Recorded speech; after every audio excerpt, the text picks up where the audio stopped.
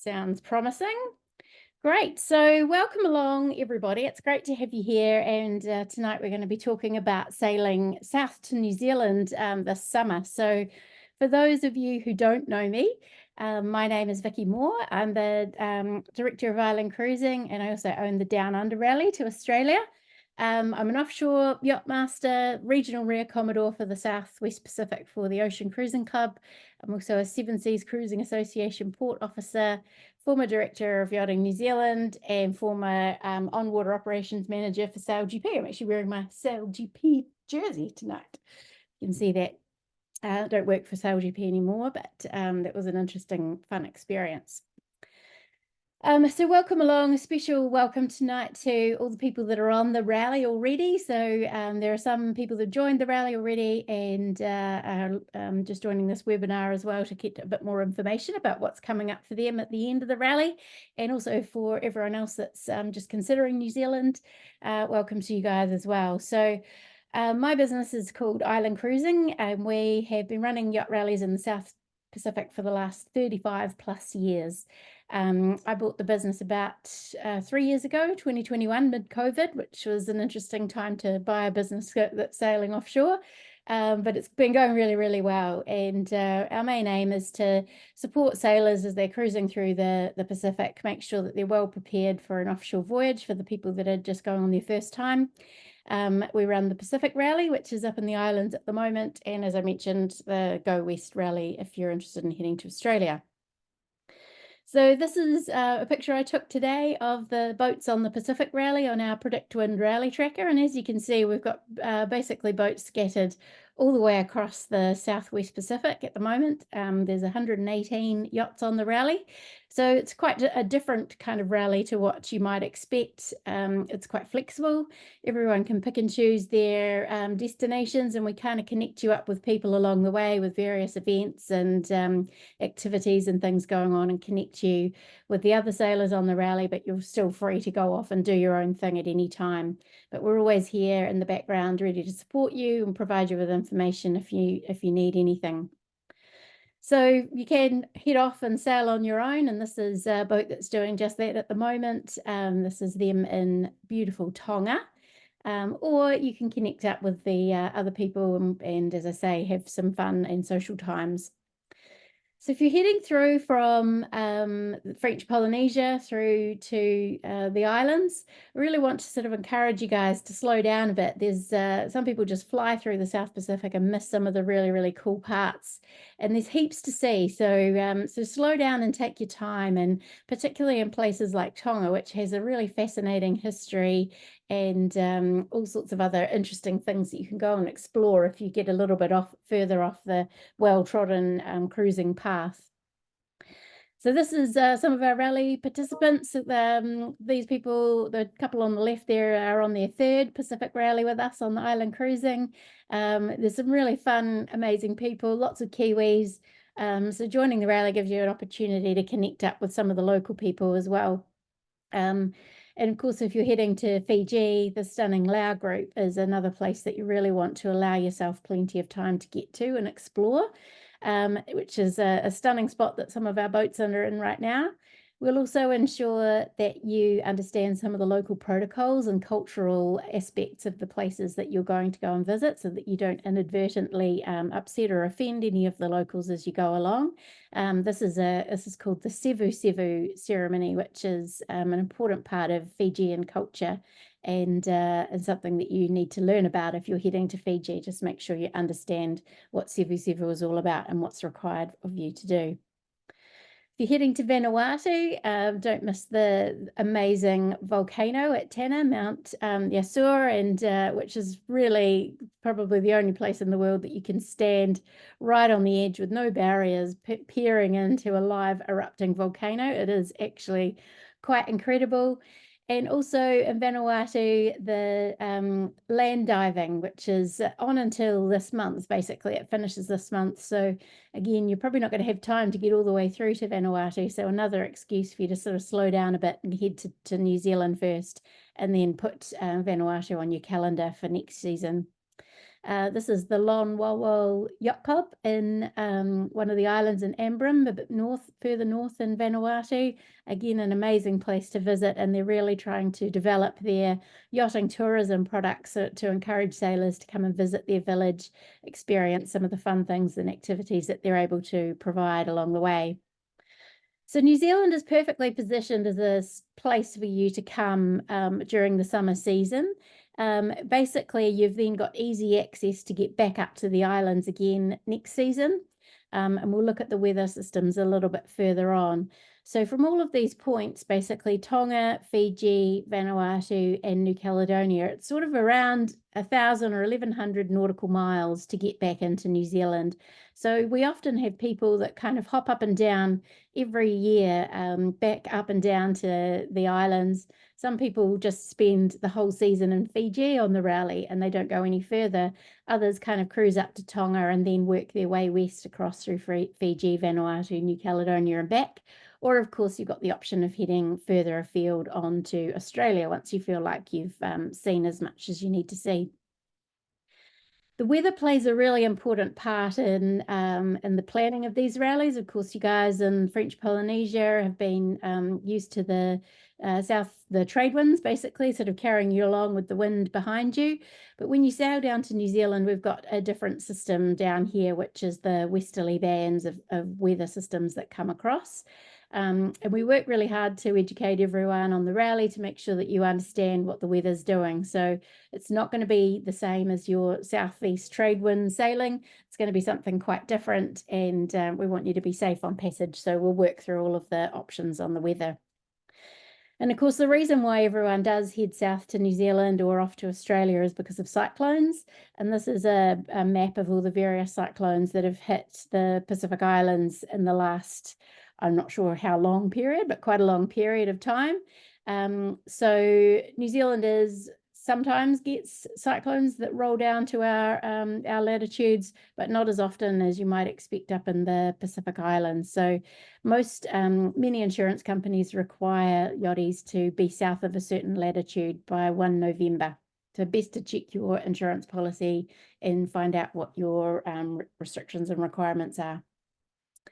So you do have the option of staying up in the Pacific for summertime, for the summer period. The boatyard in Tonga and Vivau has got a hard stand where you can leave your boat. So does Ngawi, Island Marina. You can leave the boat in the water there. You can also put it in a pit in Vunda Marina, where your keel basically goes into one of these holes here. And it's strapped down. As you can see, these boats are all sort of sitting on the hull in the islands.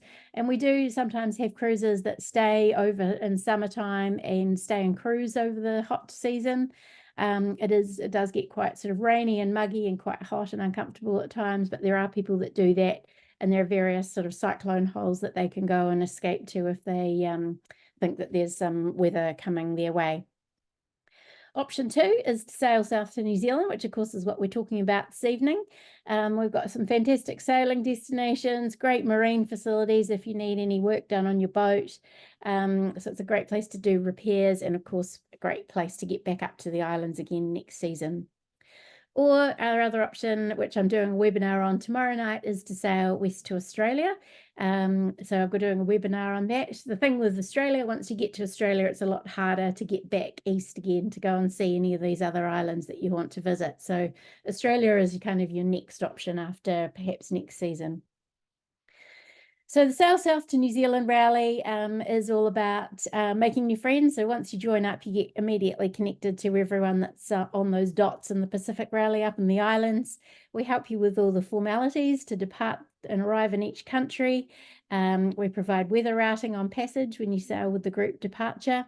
We can help you find crew. So we've got a really big crew list, and we can connect you with crew members if you want people to sort of fly in and help you with the passage.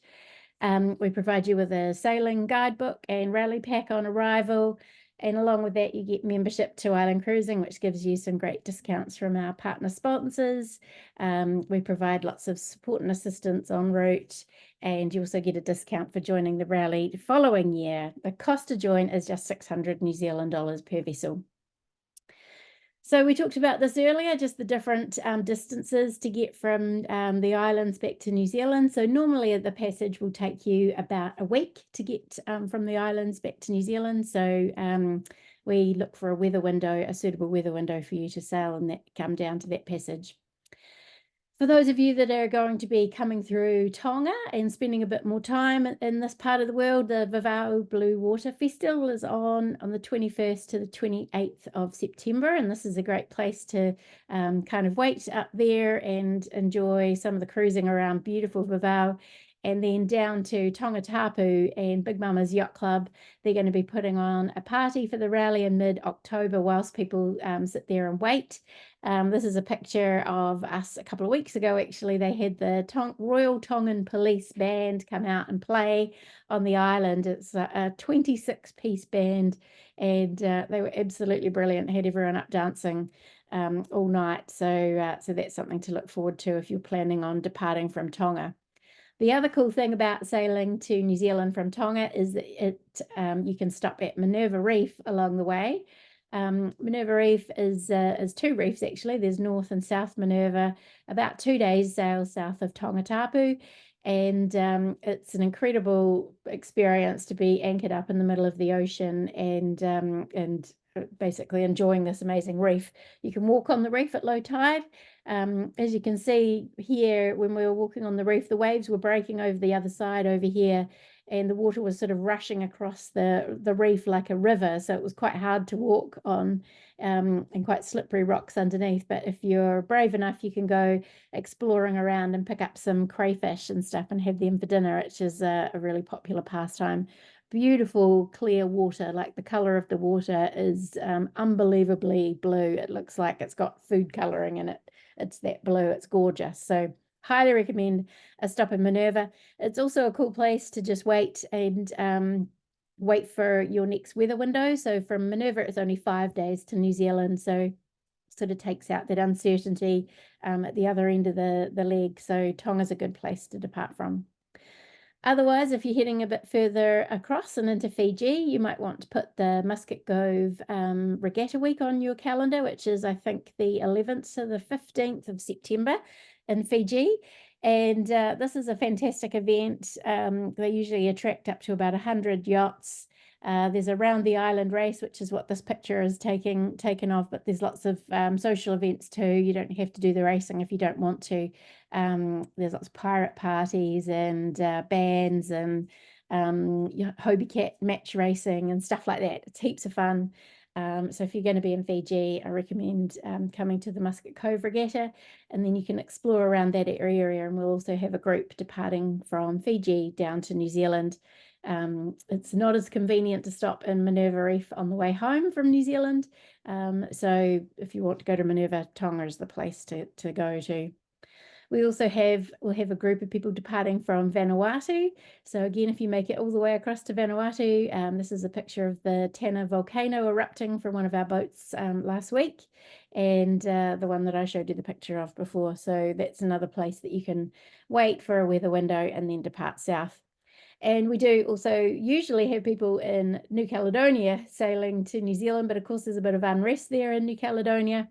We did end up with 2 boats stuck in there for a couple of weeks waiting for fuel because the military requisitioned all the fuel. They're all okay and still having a good time together, but we'll see how things go with New Cal. I wouldn't really recommend it at the moment, but if you do end up there, we will have a group sailing south from there as well. So the weather for the South Pacific does require careful planning. So you'll hear all these horror stories about the weather for sailing to New Zealand. Don't believe it all the time. There is a strategy. The people that make those claims about it being dangerous are ones who haven't planned correctly. And whilst you do need to be well prepared, we recommend that you are obviously capable of dealing with unusual sea conditions along the way. We do have a strategy and we keep very close eye on you along the way, and we spend a lot of time briefing you on what weather we're looking for when we look for a weather window. And of course you'll be departing hopefully with the rest of the group, so so you'll have that sort of support from everyone else along the way. We do have also if you're not joining the rally, I'd highly recommend that you also do your homework on the conditions that you can expect. We do sometimes come across people who just sort of say, oh yeah, we're departing on Tuesday next week or whatever, and don't kind of take into account that there is going to potentially be something coming their way that they need to look out for. So with that in mind, we have a professional meteorologist, weatherata, that does the weather for us on the rally. So we'll be looking to depart mid-October for the group departure. And we will be using either Bob McDevitt or Bruce Buckley. We also have John Martin, who is a former owner of Island Cruising. He has a one-on-one type service for people wanting weather routing as well. So John's also an option if you'd like some more tailored solutions to your own boat. And we do daily updates, so you get a daily email from the weather router and also any other news and things going on. If you want to sail at a different time, we can definitely recommend a router for you to engage directly. And we try to get you all on our Predict Wind rally tracker as well. So the weather router just has to look in one space to find out where everyone is. And also, if you're having any problems or anything like that, we can quickly look at the tracker and see who else is nearby and who might be able to render support. Incidentally, the two boats that weren't on the tracker on the way up to the islands this year were the two that had the problem. So it was really difficult to kind of find out where they were in relation to everyone else just because they weren't on the tracker. So if you've got a Predict Wind tracker, I highly recommend that you join our rally tracker. We also get a 20% discount with Predict Wind on weather routing subscriptions if you'd like to sign up for any weather routing as well. Once you join the rally, we give you lots of resources, which helps save you time on all the research that you need to do. So we make sure that you're up to speed with all the formalities and what you can expect when you arrive in New Zealand. We give you all the paperwork that you need to complete, some tips and tricks and just little guidance on things that you might not be aware of that can help speed things up or smooth your arrival. And also some tips on biofouling management and one-on-one support and advice if you've got any questions about where you might like to clear in or where you might like to go once you arrive. So the pre-departure, you need to make sure that you've got a clean hull. And in Fiji, unfortunately, they've banned cleaning of hulls in the water. So you might need to get a haul out. And we've got discounts with Vinda Marina if you'd like to haul out and have your hull cleaned before you go. There's also lots of restrictions on the types of foods that you can bring into New Zealand, wood and shells and those kind of things. And they also like to see a biofouling management plan, and we have a template that you can use to fill that in for your boat just to make things nice and easy for when you arrive. Customs, when you arrive in New Zealand, international vessels can stay on a temporary import entry for up to 2 years. So if you want to go home and spend a year off, take a year off your boat or do a major refit, you've got 2 years to do it. They want to have proof of the value of your vessel. The reason for this is that if you do stay longer than the 2 years, they want to charge you the GST and duty of your vessel. So you need to provide either your original bill of sale or an insurance certificate to prove the value of your vessel. Or if you don't have those, they can actually ask you to get a valuation. So just make sure that you've got those bits of paperwork on hand. And also, if you're purchasing items in New Zealand that are boat related and you're on this TIE, the temporary import entry, you're able to purchase items duty free, so 15% discount basically off of all boat related products. You must ensure that you submit an advance notice of arrival form as well before you get to New Zealand, and we'll provide you with those documents. If you're traveling on a passport other than a New Zealand or Australian passport, you also need a visa, and we'll give you some tips on the different options available. So it all really depends on how long you're planning on staying in New Zealand. And again, there's a couple of little tips and tricks and advice that we can give you around that to make sure that you come in on the correct visa. All your crew must also complete a New Zealand Traveller Declaration, and this is done on an app. And it's an individual thing. So we will give you the links to make sure that you get that done before you go too. So again, I can provide you with crew. Maybe don't take my crew because they'll drink all your wine, but we've got plenty of crew available on our crew list. And we'll also have some webinars just to make sure that you're connected to anyone and we've answered any of the questions that you've got before you arrive. And you're connected automatically when you join up with the WhatsApp groups for all our rally participants and staying connected with all the other people along the way. We're also here to provide assistance if stuff goes wrong, and unfortunately it does on a reasonably regular basis. So minor and major issues happen. Fiji is in particular a really difficult place to navigate. So if you are going to Fiji, I highly recommend that you learn how to use satellite imagery for navigating, and make sure that you zoom right in on all of your tracks and things, and plan your passages really, really carefully, so we can provide you with a bit more information about that and some of the problems and places that you might come unstuck.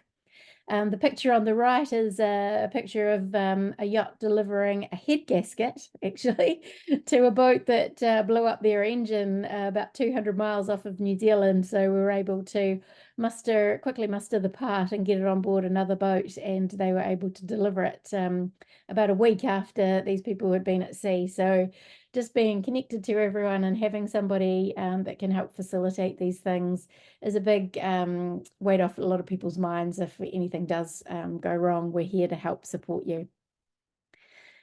So when you're on passage, we have daily updates. Obviously, you're connected with the weather router and that kind of thing. And we also have other people that can help with your passage as well. So Passage Guardian is another great tool to use. Peter Mott's a good friend of mine. He does tracking via AIS and your other trackers. And you do a daily sked with Peter, and he just basically keeps a pretty close eye on you and your passage, and can update you if there's any issues along the way. So Peter does a lot of work with solo sailors and that kind of stuff, just with their daily check-ins.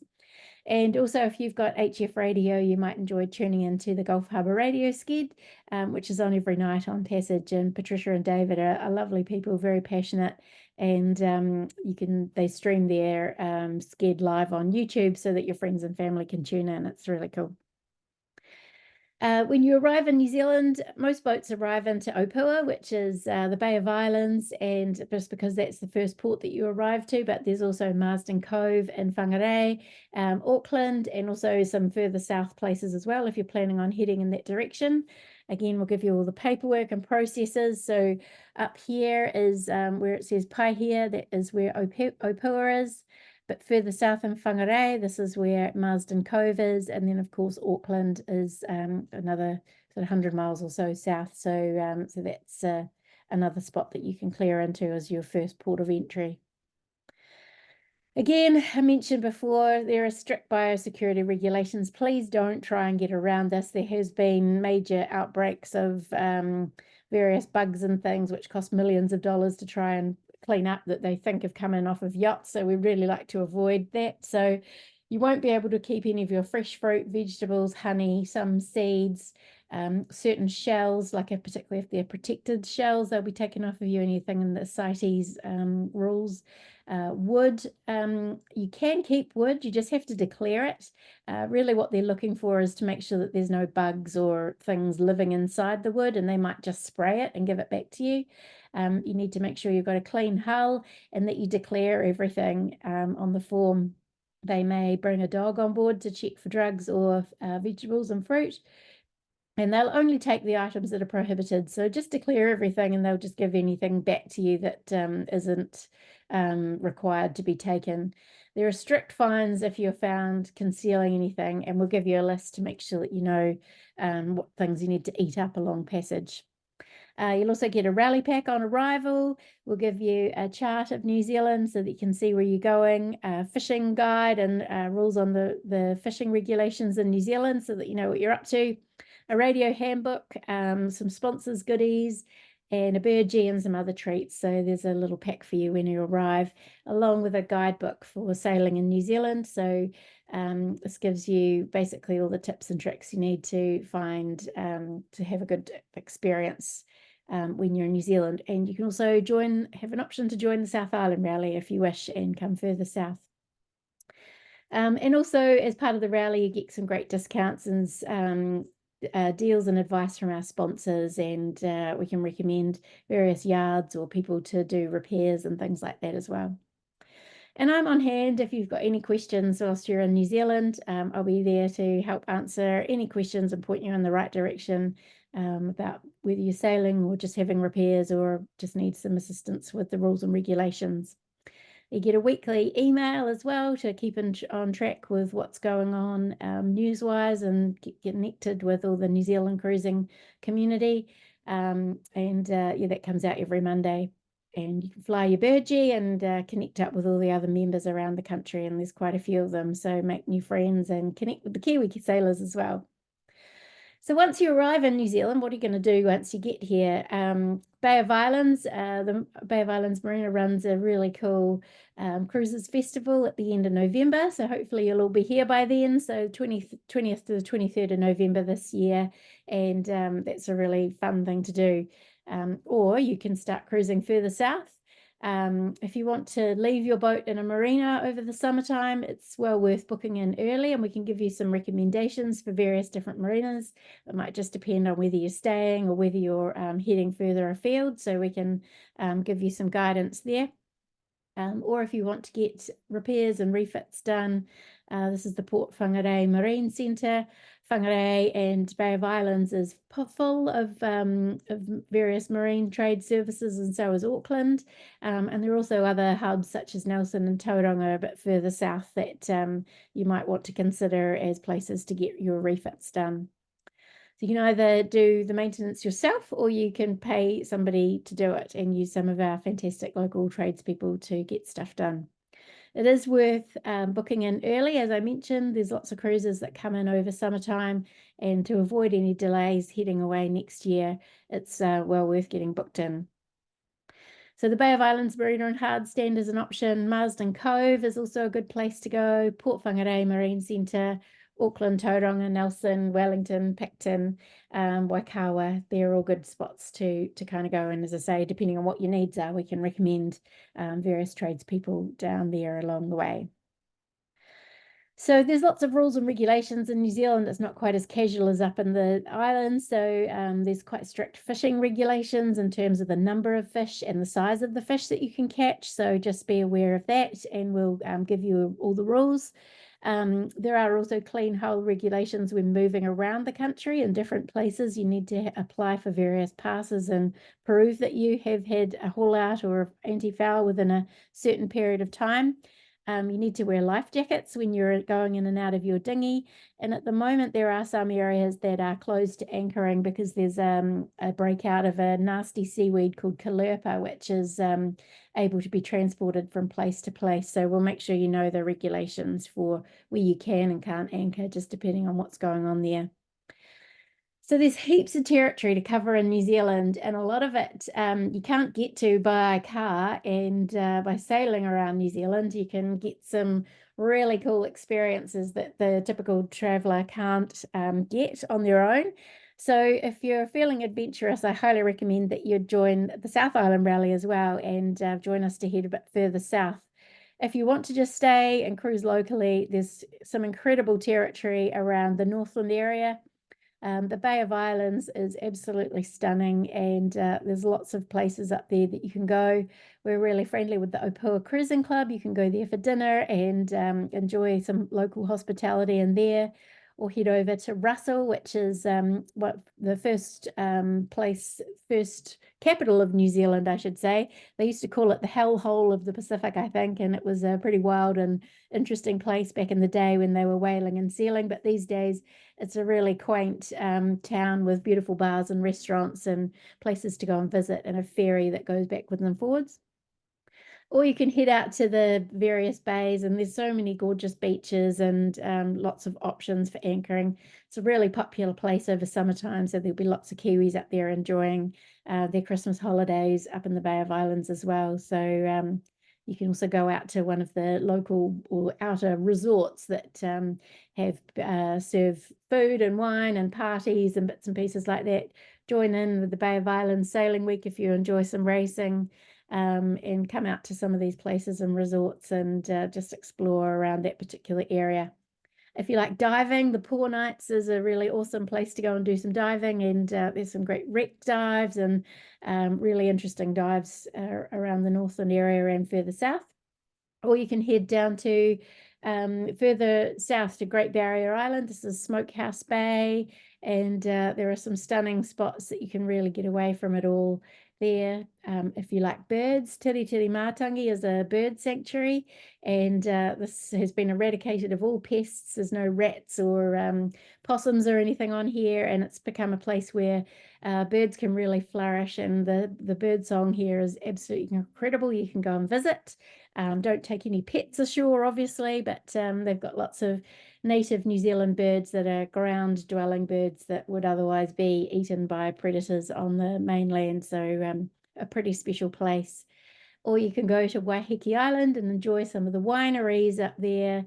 Again, this is a really popular place for Aucklanders to go for the weekend and just enjoy some of the cruising around the beautiful Hauraki Gulf and the main capital, well, not the capital, but the biggest city in New Zealand is Auckland. And if you're flying out to go home, then Auckland will probably be where you fly out from. We also have a really great relationship with the Royal New Zealand Yacht Squadron, and they've invited all the rally participants to be short-term members of the club, and you're invited to go and enjoy a meal and experience some of their hospitality. They've got a lovely restaurant, cafe, and overlooking Westhaven Marina, which I believe is still the biggest marina in the Southern Hemisphere, and a really lovely spot to kind of hang out.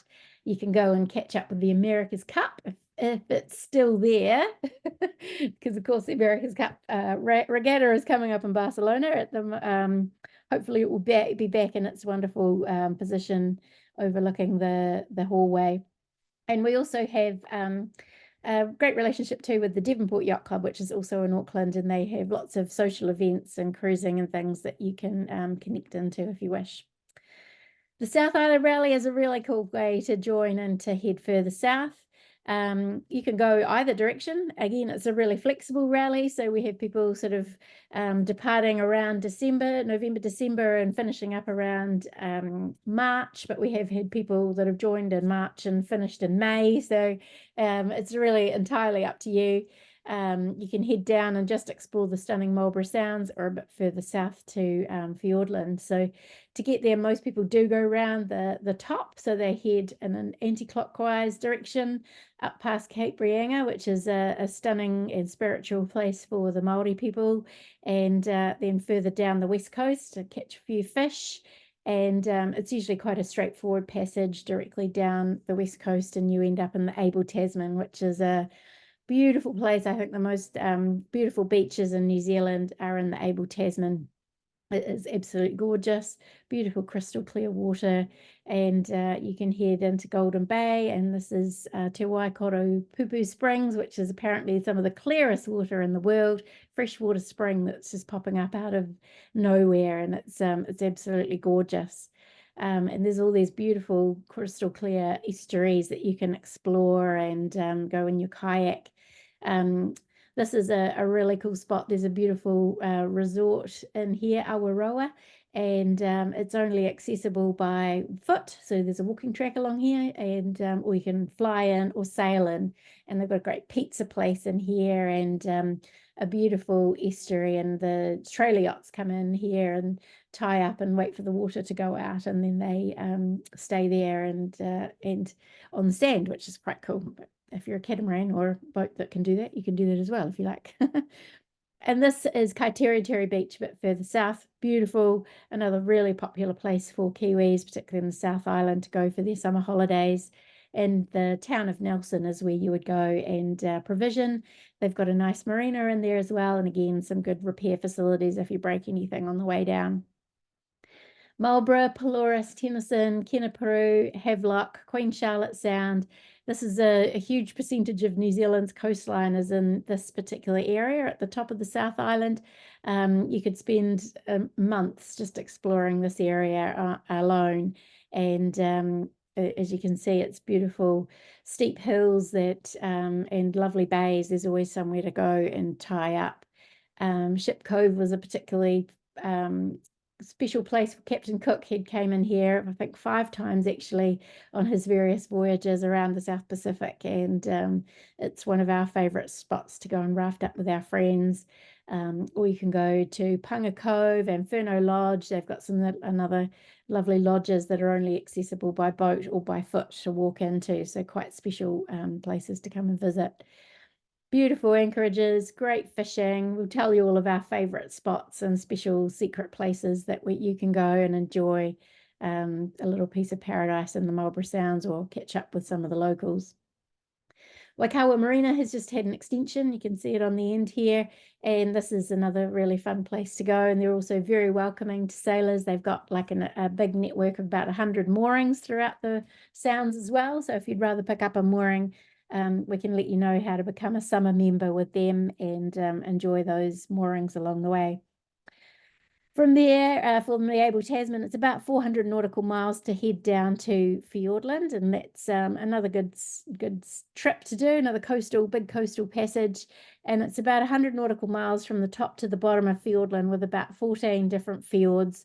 I'm sure you've all seen the pictures of Milford Sound, and if you are just doing a driving tour of New Zealand, then you'll be able to do a trip out to Milford or Doubtful Sound on one of the tourist boats there. But if you're on your own boat, you'll be able to go and explore some of these other really, really remote places. It'll just be you and some fishermen out there, and pretty much nobody else all the way along there. So you need to be really well prepared for this passage. So I'd say this is more challenging than sailing up in the islands and sailing down to New Zealand. You are in a very remote place, and it can be quite challenging with the weather. So we make sure that people are well prepared for where they're going. You need to have plenty of fuel on board, but we'll tell you where you can pick up some other fuel. And sandflies are prevalent down there, so make sure that you've got covers for mosquitoes and things on all of your hatches. It's stunning though. On a beautiful day, it is absolutely incredible, and even on a rainy day, it's absolutely incredible because you get all of the waterfalls and things. So you kind of go from one thing to a next up there. It's absolutely incredible part of the world. Again, some more friendly locals, or not so friendly locals down there, so keep an eye out for them. There's also some tasty locals that you can meet, so great fishing, crayfish and things like that you can get, which is lots of fun. And of course, you'll have pretty much the whole place to yourself the entire time. From Preservation Inlet, which is right down the bottom here, it is about 100-mile passage across to Stewart Island, so normally sort of an overnighter. You can either come through Foveaux Strait and straight into Oban, or if you've got plenty of fuel and supplies, you can come down the bottom and into this particular part of Stewart Island down here in Port Pegasus, which is, again, incredibly remote. Basically, there's about 400 people that live in Stewart Island, and they live just over here in Oban, and the rest of the island is completely uninhabited, apart from a few hunters and things like that along the way. So down in Port Pegasus, there's lots of beautiful little anchorages, or you can come into the town of Oban, and we've got contacts down there to get you moorings. And you can come into the pub and have dinner and do their amazing quiz night. The pub is a really cool place. Most people are dressed in socks and jandals, or white gumboots from their fishing things, or you can just go like me and find a fish bag and hang out down there, which is high fashion down in Stewart Island.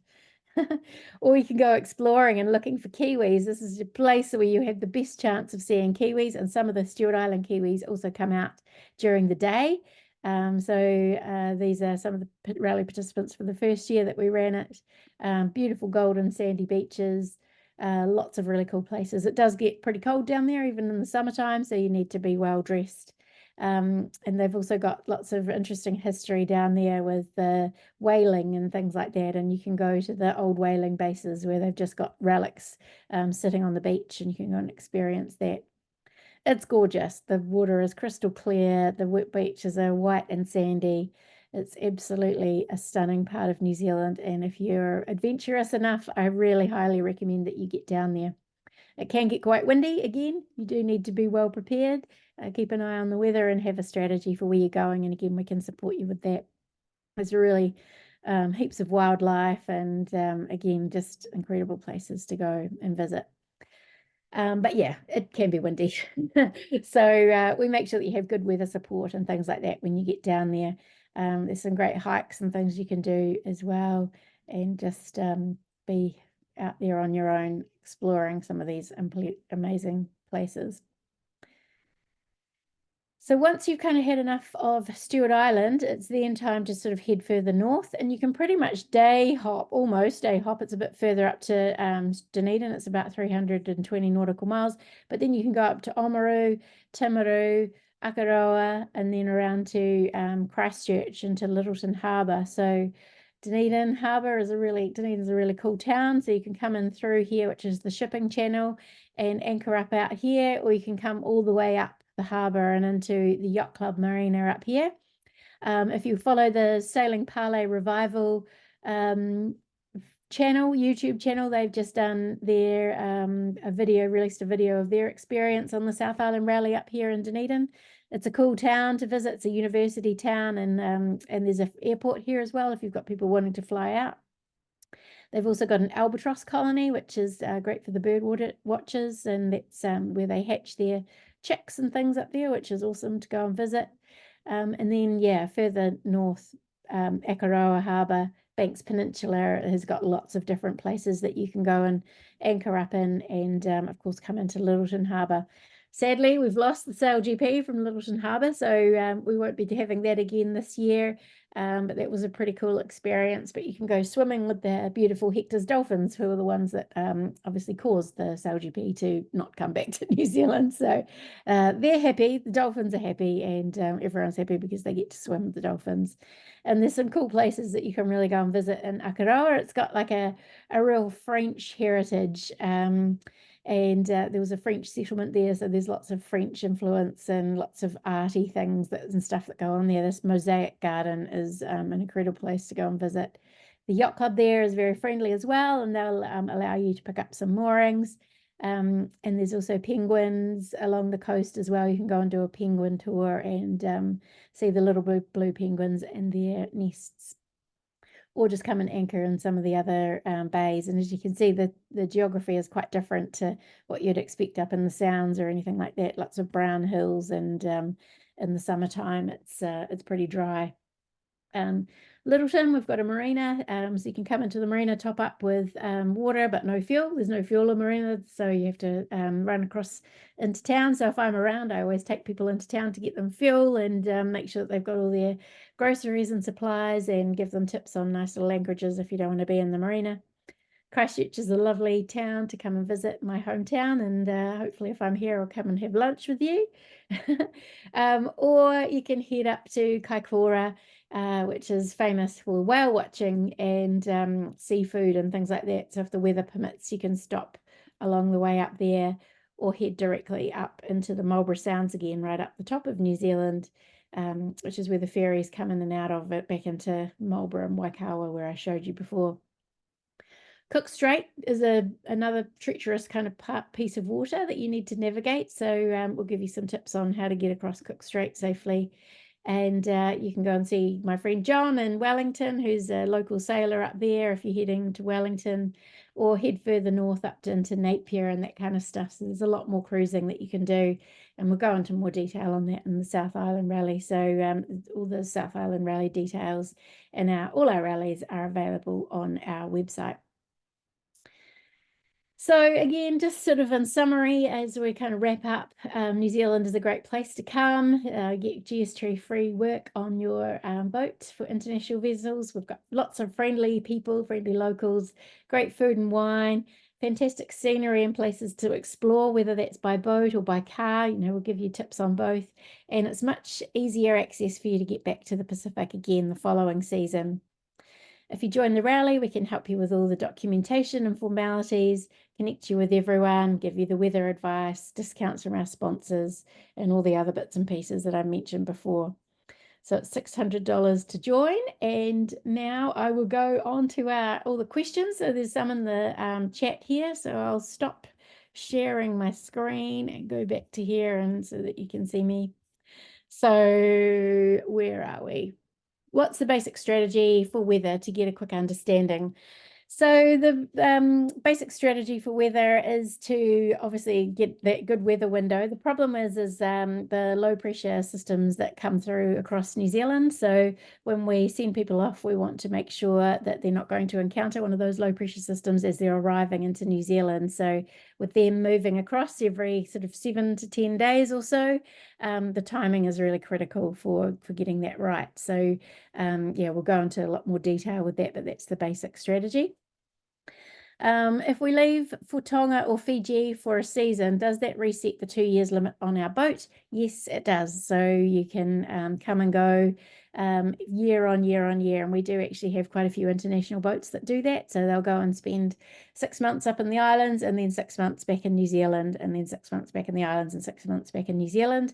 You do need to be careful with your visa around that time, and I can give you some updates about that as well, just to make sure that you've got the correct visa for that as well. Can you check into Christchurch? Yes, you can. Yep, not many boats. We don't get that many yachts coming into Christchurch, but we do have a customs facility here where you can tie up in Christchurch. So no problem there.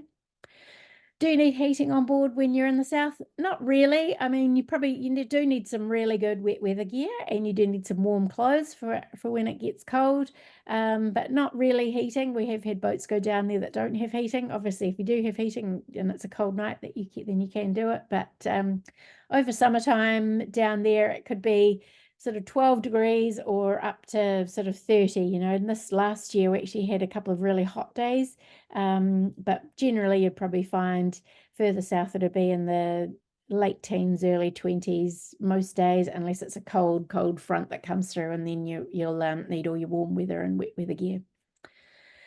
Would it be easier to sail to New Zealand from Tonga than from Fiji? Good question. Tonga does have the added bonus of being able to stop in Minerva. So you can just hop down for 2 days to Minerva, and then you've only got a 5-day passage from Minerva down to New Zealand.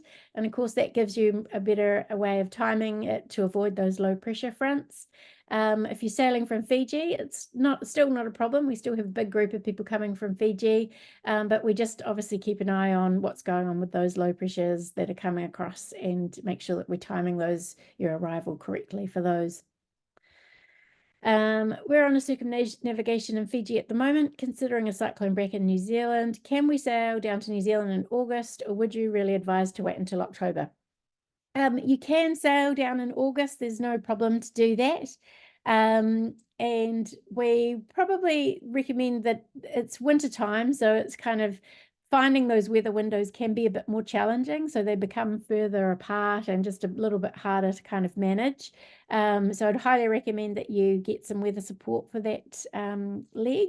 And yeah, you definitely can, but October it just becomes a little bit better. It's just our springtime, so the pressure systems sort of move around a little bit and make it a little bit easier for that passage coming south. So it's totally doable. We did have a couple of boats that came back around that time last year and they didn't have any problems. So yeah, happy to chat more about that.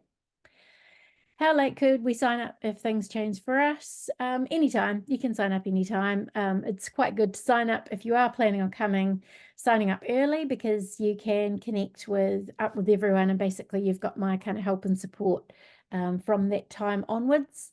And if you don't know what you're doing, you can definitely just sign up later. There's no problem at all. There's quite a bit of content to go through and quite a bit of advice regarding the visas, which is probably the key thing to sort out. If you are planning on joining later, it'd be worth chatting to me about that. How do we find the Samoa boat group of boats heading to New Zealand? So we've got one boat at the moment in Samoa, and it sounds like they're having a good time. They're heading off tomorrow to Niue, I believe. We've only got a couple of boats, I think, heading in that direction. I haven't quite figured out who is going to Samoa in particular, but we can connect you up with all the people on the rally, and we can work out who's heading in that direction, make sure that you are in touch with them. Could you still sail to New Zealand in November, or do you really recommend October? You can. So people do still sail in November. The key thing is to look out for your weather. So, sorry, your insurance, to make sure that you're covered from November at that particular latitude. And last year we did have an early cyclone that developed early November. So normally we don't get cyclones in November, but this year we did. And, oh, sorry, last year we did. And it formed into a really nasty weather system that kind of rolled through the between New Zealand and Australia, and so there were some boats out there that we rerouted and sent them back north again so that they could avoid it. So you just got to be a little bit more careful with your weather in November. Most people will come back from mid-October onwards. What's the length of time to get a New Zealand visa? Depending on which visa you get. So there are a couple of different options, but the long stay visa can take about a month to process. So we can give you some tips on that and how to go about it. So it depends. There's quite a few variables on the visa, depending on where you're coming from and how old you are and that kind of stuff. So and how long you're planning on staying in New Zealand too. Can you recommend strategies for selling my boat in New Zealand? What options do I need to consider for importing the boat for sale? So you can bring your boat into New Zealand, and if it's sold to another international person, you don't need to import it. So it just can stay as a temporary imported boat, and the other international person can take it out of New Zealand. If you're selling it in New Zealand and you're selling it to a New Zealander, there are some tips and tricks that we can share with that to make sure that the tax isn't too high. So it depends on whether you pay the import duty or whether they do, and whether which way it works out better. So we can give you some advice on that as well. But definitely you want to make sure that your what you're declaring your boat value as is as low as possible when you're coming in to the country. Yeah, so that's most of the questions now. Has anyone got any other questions? I'm happy to answer anything one-on-one. I'll send you a link to the recording of this video, and you've also got my email address, I think, or my contact on WhatsApp. So please feel free to reach out if you've got any questions about it, and I will send you the recording and also the link to register if you're interested in signing up. If you want to just sail independently to New Zealand, it's absolutely fine. Just make sure that you do your research on the visas, the biosecurity, and the weather for your passage south, and I'm sure you'll have a wonderful time when you get here. Do you know of any boats that do an Antarctic trip together? I don't, but let's chat about that, because that could be something really cool. That's awesome. Oh, thank you. Thank you, Caroline Margaret. It's very kind. And yeah, we have some weather coming into French Polynesia. Yep, just drop me a message. Happy to chat with you guys, Meredith and Herman. No problem at all. And what are the pros and cons of sailing to New Zealand from New Caledonia? Oh, thanks, Angie. New Caledonia is actually a really great place to sail from New Caledonia to New Zealand because it's a shorter passage, so it's only 900 miles. The weather angle is usually a good place from New Caledonia. It's a nice angle to come to from New Cal. And obviously we love Noumea, but the only problem is obviously the issues that they're having there at the moment. We've got an amazing agent, a local contact in New Caledonia. So if you are planning on going that way, we'd connect you up with those guys just to make sure that you're safe and you can get the provisions and things that you need to head south, because a lot of the markets and supermarkets and things have been burnt down. So and getting fuel is quite challenging there at the moment. So whilst it's usually a really good place to sail from to get to New Zealand, possibly not this season, but get contact back and let you know. So, oh, thanks, Kelly. Looking forward to seeing you back in New Zealand as well. Thanks again, everybody. I'll sign off. And if we have questions later, I will send you an email very shortly. Once I've got the recording of the video up, I'll send you an email, and then you'll have my contact details and you can ask me any questions if you like. So I'm looking forward to welcoming you all into wonderful Aotearoa, New Zealand. Thank you very much. See you later. Thanks, everyone.